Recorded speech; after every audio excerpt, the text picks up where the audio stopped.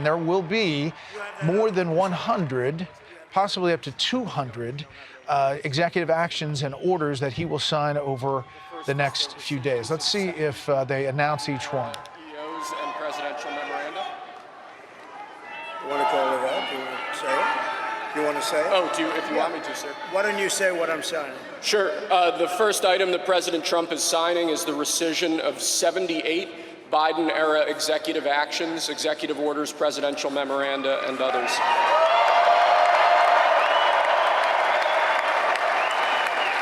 So the first thing that's happening is we have to undo everything that Biden did or undo when Trump was in office and Biden got in office. Actually, the first thing that Biden did when he got in office is he took away all of the things that Trump set up to prevent our borders from being overrun, which is one of the reasons why you've seen so many people coming into this country. And as of today, actually, and I'm going to do a whole new live stream tomorrow, they shut down the CBP One app that allows for people to apply for asylum and come over here without any real cause. But this is a phenomenal first step, and you've never seen this happen before at inauguration. And this is one of the reasons why they probably had it inside, is that Trump is signing away these executive orders and undoing some of the burdens that, as Kamala Harris would say, undoing some of the burdens that the Biden administration had burdened us with. Thank you, sir.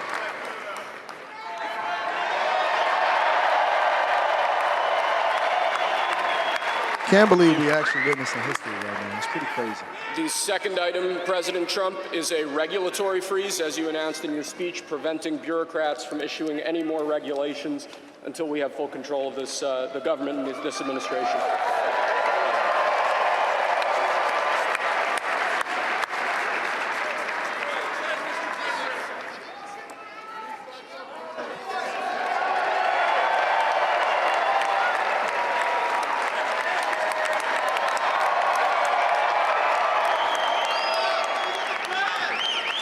Thank you, sir. Sir, can I have a pen? The next item, sir, is a freeze on all federal hiring, excepting the military and a number of other excluded categories, again, until full control of the government is achieved and we understand the objectives of government going forward.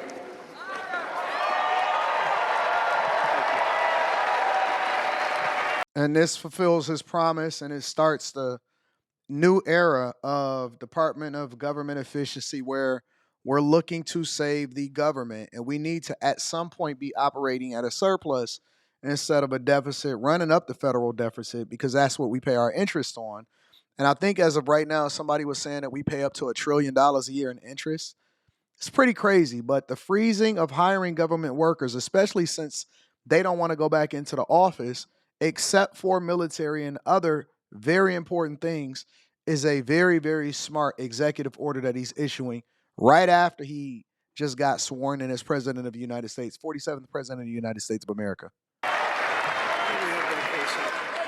We have never seen a day like this. We have never seen an inauguration like this. Biden doing this? I don't think so. I don't think so. Essentially, he is commander-in-chief, he is president, he is also a producer.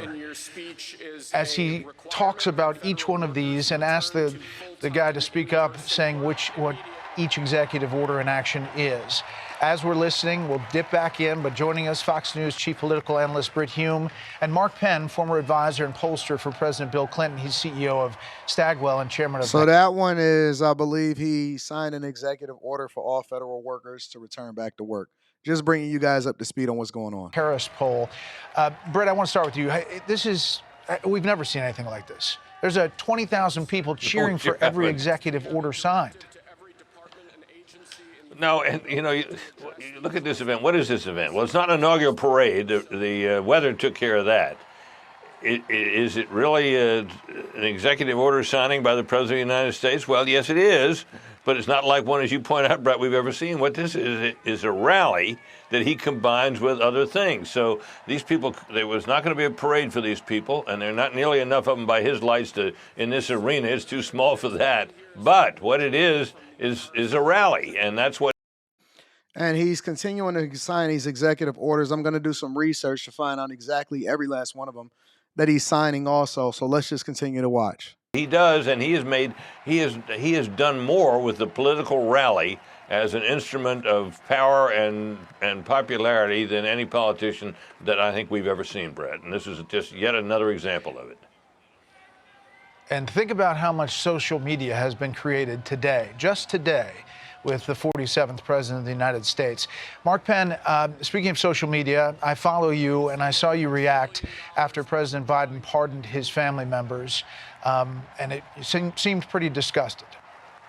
I am. These last-minute pardons, after all the elections are over, even of your family itself, after hiding and lying about everything that occurred relative to the Biden business, before any legal process whatsoever has done so. You've taken it out of the hands of all juries and all process, which probably wouldn't have happened anyway, to be honest, because of what's happened here. But yes, I think that Joe Biden has a 39% rating, 35% on things like inflation and immigration, and I think this further takes him down in the history books.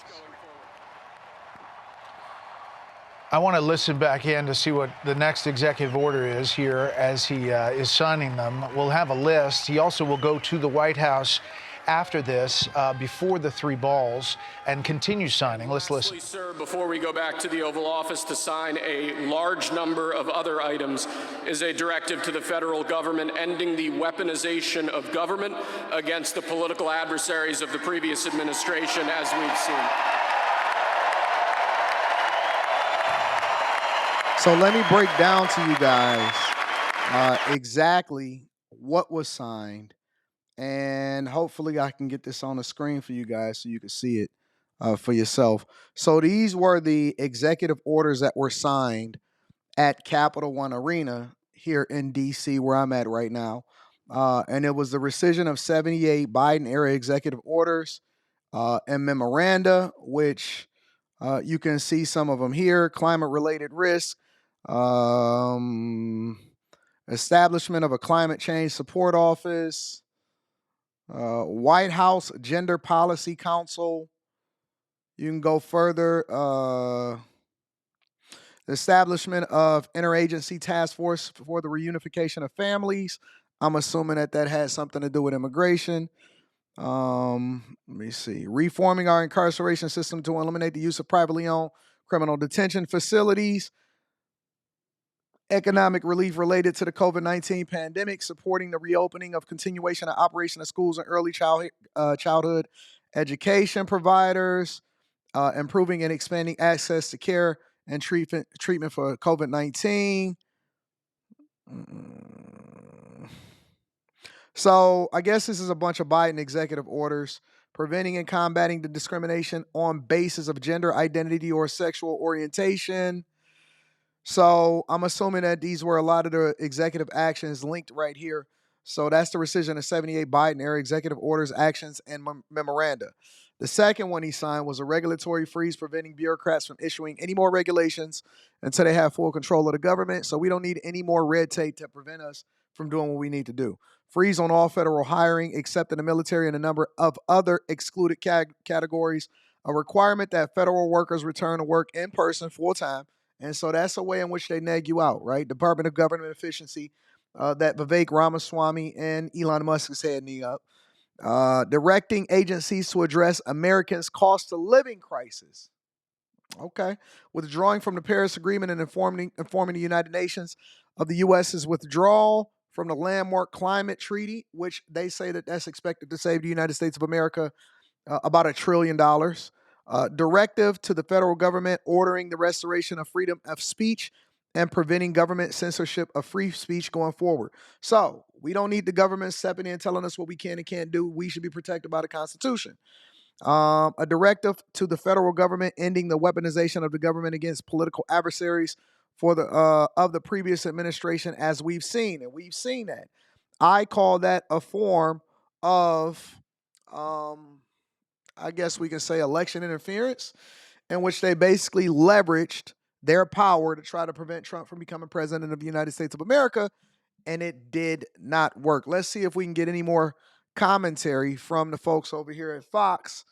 And this is a pretty sweeping sweeping executive orders, and he wanted to do this in front of the people because he wants to keep his campaign promises, and he wants you to see it. It's important that you see it, not things go on behind closed doors. Now, they do expect for him to go and sign some more executive orders for day 1 and day 2.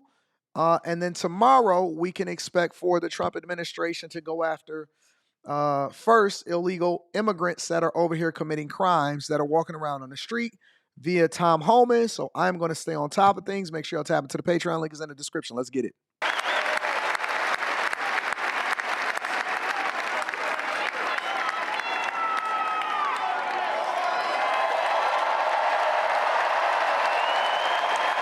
Thank you very much, sir.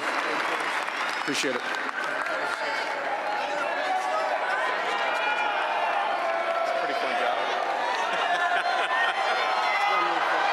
This dude is a G. Probably going to throw him into the crowd. Brett, as I said, he's going to go from here to the Oval Office and continue signing as he's tossing some pens into the crowd. And you think about Trump supporters and all that they've been through. Think about the lawfare. Think about this president sitting. Oh, man, they're going to fight over them pens. Listen, again, make sure y'all tap into the Patreon. Link is in the description. Also, Teach Henley, 40% off your first order plus 20% off for life. I am going to be a central hub to keep you guys in the loop of what's going on for this administration and currently in politics as well as popular culture. Make sure you subscribe to the channel, turn on your notifications. I love you. I appreciate you. I'm going to holler at you later. Peace.